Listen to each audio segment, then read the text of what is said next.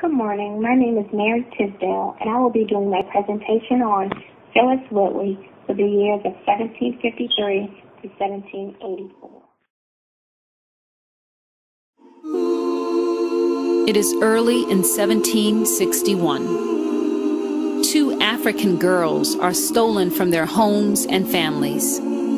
They miraculously survived the forced march from the interior of West Africa to the dungeons, where they are chained underground in the dark for weeks until a slave ship comes to buy them in exchange for rum and guns.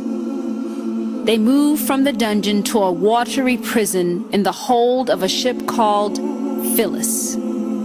Having never sailed before, they get sick from the sway of the boat and from the filth on the Phillis. They vomit on each other. They defecate on each other. They hear women and children wailing and screaming, some praying for death. Sometimes they're led on deck, where they must move, dance, or be whipped. One little girl, the one with no front teeth, begins to fade. The other girl holds her hand tightly and hardens her will. She will not die.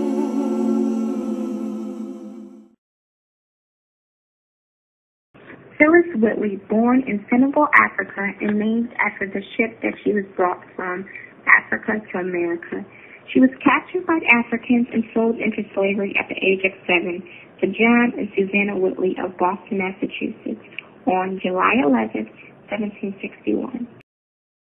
She was a frail child between the ages of 7 and 8 and was chosen to be a domestic servant and a companion to Mrs. Wheatley.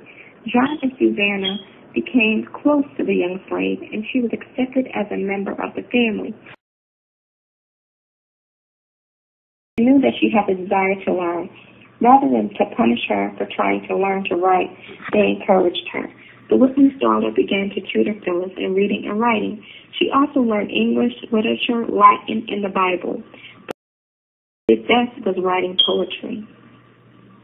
She admired English poets Milton, Pope, and Gray because their poetry touched her deeply and exerted a strong influence on her verse.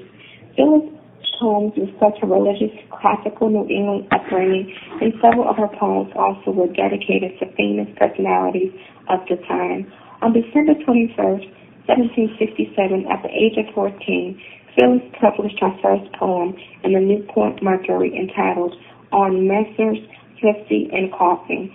Phillis became a Boston sensation after she wrote a poem on the death of the evangelical preacher George Whitefield in 1707.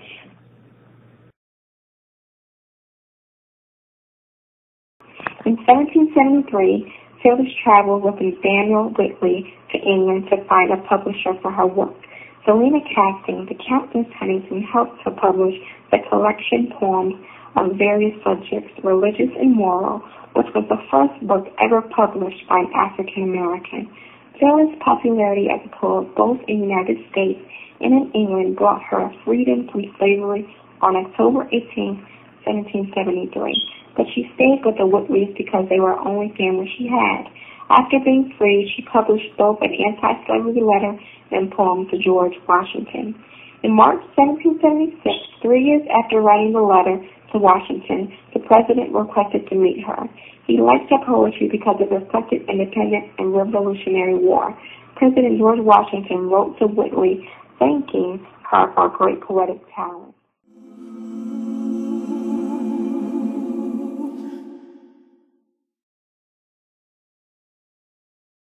On being brought from Africa to America. 'Twas mercy brought me from my pagan land, taught my benighted soul to understand that there's a God, that there's a Savior too. Once I redemption neither sought nor knew. Some view our sable race with scornful eye. Their color is a diabolic dye. Remember, Christians, Negroes black as Cain may be refined and join the angelic train. The death of Wheatley effectively managed to cut Phillis' ties to the intellectuals in the white society. She married John Peters, who was a free black grocer, and had 3 children, out of which 2 died soon after they were born. Peters left her and supported herself and her daughter by working as a scullery maid. In December 1781, Phillis Wheatley died in poverty.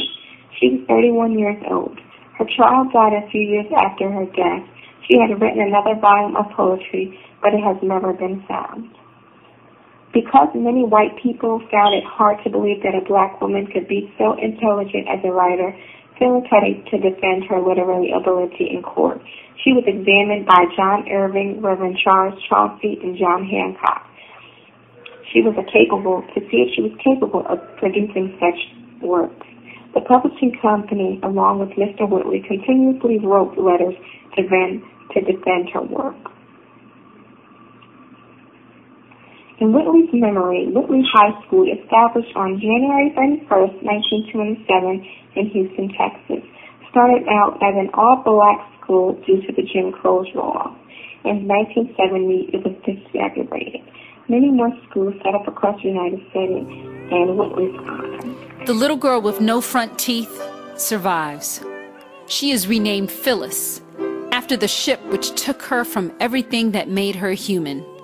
Phillis, a Greek goddess associated with spring, tender greens, and women's secrets. Phillis, an English diminutive reserved for enslaved girls in the 1760s. By the time she turns 20, the little girl, now called Phillis Wheatley, will have become an international celebrity, a published poet who visited with founding fathers Benjamin Franklin and George Washington, a darling of the English aristocracy, one of a few granted an audience with His Royal Highness King George III, ruler of Great Britain and King of Ireland.